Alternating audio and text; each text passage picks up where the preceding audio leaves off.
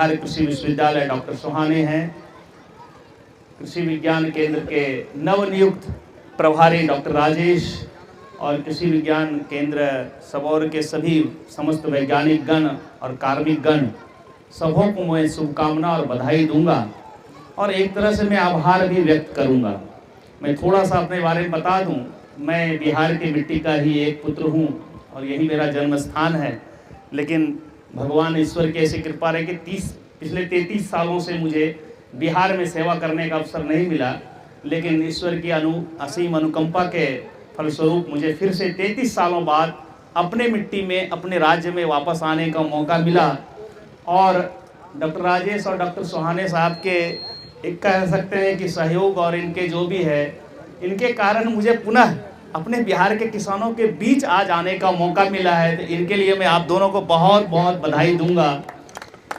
मैं कृषि प्रसार का वैज्ञानिक हूँ, विशेषज्ञ हूँ और पिछले 28 सालों से मैं ICR में इसी क्षेत्र में काम किया हूँ। लेकिन ये जो जिम्मेदारी मुझे विश्वविद्यालय में मिला है, वो जिम्मेदारी के तहत करीब करीब मैं किसानों से कट गया था। जिम्मेदारी के बावजूद और उसके अतिरिक्त मुझे जो आज किसानों के साथ और बीच में आने का मौका मिला है, उसके लिए मैं बहुत अपने आप को खुशनसीब और बहुत प्रसन्नता महसूस कर रहा हूँ अपने अंदर। 2-3 बातें मैं ज़रूर साझा करना चाहूँगा कि जलवायु अनुकूल कृषि की बात हो रही है। भारत सरकार और राज्य सरकार, बिहार सरकार, दोनों इसके प्रति बहुत ही गंभीर है और शायद आज इसकी बहुत ही आवश्यकता भी है। जिस हिसाब से जलवायु प्रतिकूल हो रहा है, उस प्रतिकूल परिस्थिति में भी उत्पन्न परिस्थिति के अनुसार खेती करना ही जलवायु अनुकूल खेती है। हम जलवायु जो प्रतिकूल हो रहा है उस पर हमारा रोक नहीं, लेकिन जो जलवायु में जो परिवर्तन हो रहा है उसके साथ संवेदनशील और अनुकूलनशील खेती करना ही हमारी आज जिम्मेदारी है। और इसी के लिए यह CRA programme, climate resilient agriculture, जलवायु अनुकूल कृषि कार्यक्रम चलाया जा रहा है। उसका उद्देश्य यही है कि जो पिछले कुछ सालों में या दशकों में जलवायु की जो परिवर्तन हो रहा है, आप देखते होंगे जब वर्षा होता था उस समय बारिश नहीं होती है, और जब मानसून गुजर जाता है अचानक अतिवृष्टि होने लगती है। जब खेती में सबसे ज़्यादा पानी की ज़रूरत है उसमें सूखा पड़ जाता है। अब गेहूं की बुआई होगी, गेहूं की बुआई के कुछ दिन बाद बहुत लो टेम्परेचर चाहिए तो पता चला कि वार्म और गर्म बना रहता है। ये सब जलवायु में परिवर्तन है। गर्मी के क्षेत्र में ऐसा कि 47-48 डिग्री तक तापमान चला जाता है, कई दिनों तक बना रहता है। ये सारी परिस्थितियाँ उभर रही है, तो इसके लिए हम खेती तो नहीं छोड़ सकते हैं ना।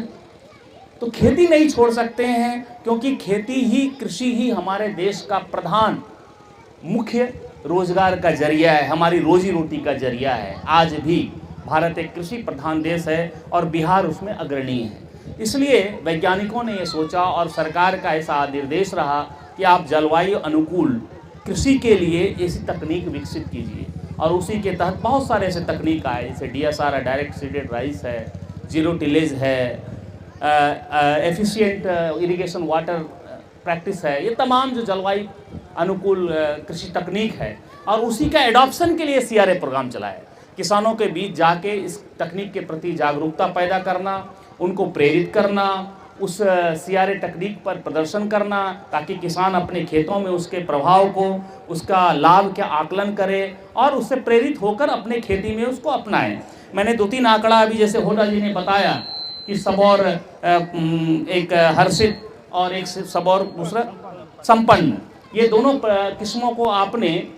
किस्मों को आपने DSR के तहत लगाया और उसमें जो परिणाम जो उन्होंने बताया था कि 8 से 10 कुंटल प्रति हेक्टेयर का अतिरिक्त उपज भी आ रहा है। अब वह उपज 12% जो उसमें मॉइस्चर कंटेंट को रिड्यूस करने के बाद आ रहा है।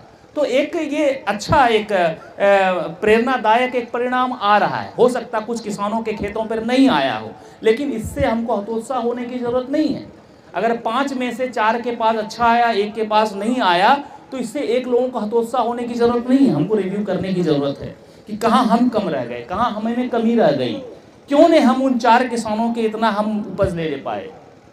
क्योंकि इन सब तकनीकों का अपनाना आपके लिए इसलिए आवश्यक है कि दिनों दिन पानी की समस्या होती जा रही है। जलवायु में बिल्कुल प्रतिकूल परिवर्तन हो जा रहा है, खेती आप छोड़ नहीं सकते हैं। इनपुट कॉस्ट, निवेश लगाते हैं, चाहे बीज हो, खाद हो, इरिगेशन वाटर हो, पेस्टिसाइड हो, केमिकल, जितना भी चीज़ लगाते हैं सबकी कीमत मार्केट में बढ़ रहा है और उसको आप मार्केट से खरीद के लगाते हैं। तो अगर उतना निवेश करने के बावजूद अगर उपज में बढ़ोतरी ना हो तो फिर आपका खेती मुनाफे का नहीं रहेगा, लाभदायक नहीं रहेगा। इसलिए बार बार ऐसी तकनीक के बारे में आपको बताया जाता है जिससे प्राकृतिक संसाधनों में बचत भी करें, उसका कंजर्वेशन भी हो, साथ साथ आपका उपज भी बढ़े और अंततोगत्वा जाके आपको अधिक लाभ प्राप्त हो। तो मेरा तो यही कहना है कि जो भी सकारात्मक परिणाम मिल रहा है, मैं कृषि विज्ञान केंद्र के प्रभारी और वैज्ञानिकों से भी कहूँगा, इस पर जितना आप प्रचार प्रसार, जो लोग इस कार्यक्रम से जुड़े नहीं हैं, जिनके खेतों में इसका डेमोन्स्ट्रेशन नहीं है, उन तक आप पहुँचें। लास्ट में हर गांव के लास्ट खेत तक भी हम CRA की टेक्निक को लेके जाएं, तभी हमारा ये प्रोग्राम सफल और प्रभावी माना जाएगा। 5 कंपोनेंट है जलवायु के और हमारे पूरे समाज के, हमारे दिनचर्या के, जीवन के। उस पर जलवायु परिवर्तन संबंधित अनुकूल खेती कैसे हो, उसमें कैसे सुधार हो, वो 5 बातें आपके सामने मैं जरूर रखूँगा। पहला है जल। 5 ज आप याद रखिए। जल हमारे लिए न कि खेती के लिए बल्कि जीवन का अभिन्न स्रोत है। बिना जल के हम जीवन की कल्पना नहीं कर सकते। जल को बचाना है, उसमें भी ये CRA टेक्नोलॉजी है, बहुत मदद करेगा। कम जल, कम पानी के साथ अधिक उपज कैसे लें, ये हमको आज सोचने की ज़रूरत है। और इस विधा में जो भी आपको तकनीकी ज्ञान, तकनीकी सहायता, तकनीकी जागरूकता आपको सूचना दी जा रही है, उसके अपने खेतों में अपनाएं। दूसरा है ज़मीन। ज़मीन का मतलब हमारी खेत की मिट्टी, उसको कैसे कंजर्व करना है, उसकी स्वास्थ्य को कैसे सुधारना है। ज़मीन आज हमारा खराब हो रहा है, उसकी जो उर्वरा शक्ति है क्षीण हो रही है, उसका जो टेक्सचर बिगड़ रहा है, उसमें जो पोषक तत्व की मात्रा उपलब्ध होती थी वो आज नहीं है, उसको हमको सुधारना है। वो भी CRA के माध्यम से, जलवायु अनुकूल तकनीक के माध्यम से, क्योंकि बिना ज़मीन को सुधारे, बिना मिट्टी के उर्वरा शक्ति को अक्षुण्ण बनाए रखे, बिना टिकाऊ बनाए रखे, आगे आप लाभदायक खेती करने की सोच भी नहीं सकते हैं। तो पहला जल, दूसरा ज़मीन, ये दोनों पर ध्यान देना है हमको। तीसरा अगर बात करें तो जंगल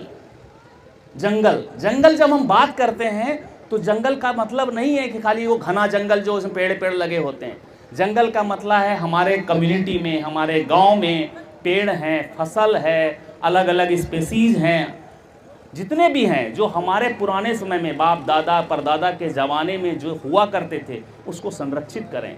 जो देसी हमारा बीज हुआ करता था, देसी किस्म हुआ करता था, देसी हमारे पेड़ हुआ करते थे, इमली के, आम के, जामुन के, बहुत सारे बेर के, आंवला के, ये सब खत्म होते जा रहे हैं। ये सब हमारे दैनिक जीवन के से जुड़ा हुआ है, हमारे खेती के लाभदायक बनाने से ये जुड़ा हुआ है। अगर आप गहन आकलन करें तो सभी हमारे खेती के लिए, हमारे खेती को लाभदायक बनाने में बहुत बड़ा योगदान है। तो हमको जंगल को, हमारे समाज में, कम्युनिटी में, गांव में जो भी पहले हमारे स्पेसीज, पेड़ पौधे, फसल हुआ करते थे, उसको संरक्षित करने के हमको सोचना पड़ेगा। तो जल, जमीन, जंगल। चौथा है जानवर, मवेशी। आज देख रहे हैं गांव में मवेशी की संख्या घटते जा रही है। और दूसरी तरफ हम बात करेंगे ऑर्गेनिक खेती और प्राकृतिक खेती। क्या बिना पशु के हम ऑर्गेनिक प्राकृतिक खेती की बात सोच सकते हैं? नहीं सोच सकते। तो हमको जानवरों को संरक्षित करना पड़ेगा। पशु विज्ञान के विशेषज्ञ डॉक्टर राजेश यहाँ बैठे हैं, ये जानते होंगे कि एक छोटे किसान के लिए, सीमांत किसान या लघु किसान जो है, जिनके छोटे छोटे खेत हैं, छोटा रकबा है, उनके लिए खाली फसल उगा के अपना जीवन यापन करते हुए परिवार का प्रोग्रेस कराना मुश्किल है। जब तक वो एक कुछ 2-4 जानवर भी साथ में खेत के साथ लेके ना चलें, बकरी हो, गाय हो, भैंस हो, मुर्गी हो, बतख हो, बटेर हो, ये तमाम तरह के स्पेसीज आपके साथ उपलब्ध है। इनको भी हमको छोटे छोटे एक टुकड़ा बना के, जैसे हमारे पास 5 बीघा जमीन है, क्या हम आधा बीघा जमीन में जानवरों का पालन, गाय का पालन, मुर्गी पालन, ये सब हम कर सकते हैं। तो जानवर भी हमारे लिए, हमारे खेती को लाभदायक। अच्छा, इसका जो जानवर जब हम पालते हैं, उसका जो उत्पाद आता है वो बाजार में बेच के हम मुनाफा कमाते हैं, उसका हम अपने परिवारों के लिए आहार में शामिल करके अपने स्वास्थ्य को ठीक रखते हैं। और इस जानवर से जो यूरिन है, एक्सक्रीटा है, गोबर है, तमाम चीजें आते हैं, ये हमारे मिट्टी को उर्वरा बनाती, स्वस्थ बनाती है। तो दोनों तरीके से ये आपको योगदान देगा। तो जानवर, उसके बाद जनजाति, पांचवा ज है जनजाति, जो हमारे ट्राइब्स हैं और जो हमारे गांव और समाज के, कम्युनिटी के जो पुराने लोग हैं, जिसको हम शेड्यूल कास्ट बोलते हैं, शेड्यूल ट्राइब बोलते हैं, जो ओरिजिनल हैं, यहाँ इस धरती के रहने वाले मूल निवासी वही थे। हम लोग तो बाद में आए, 1000 साल 1500 साल पहले, लेकिन आप 5000 10,000 साल पहले की बात करो तो वही जनजाति ही इस मिट्टी के मूल निवासी थे। आज उनको समाज से दरकिनार किया जा रहा है। ये अगर होता रहा तो हम समाज के उत्थान की, प्रगति की, अपनी खेती की लाभदायक बनाने की सोच नहीं सकते। हमको जनजाति के संरक्षण की भी बात करनी होगी। ये 5 ज का अगर हम साथ लेके चलें तभी ये जलवायु अनुकूल कृषि का जो एक उद्देश्य है ये सार्थक हो पाएगा। बातें बहुत हैं, चूँकि मैं प्रसार का आदमी हूँ, और जब मैं, जैसा कि होदा जी ने बताया कि मैं इसके पहले 33 साल उत्तर प्रदेश में, दिल्ली में और हरियाणा में कुछ समय बिताया और किसानों से मैं जुड़ा रहा।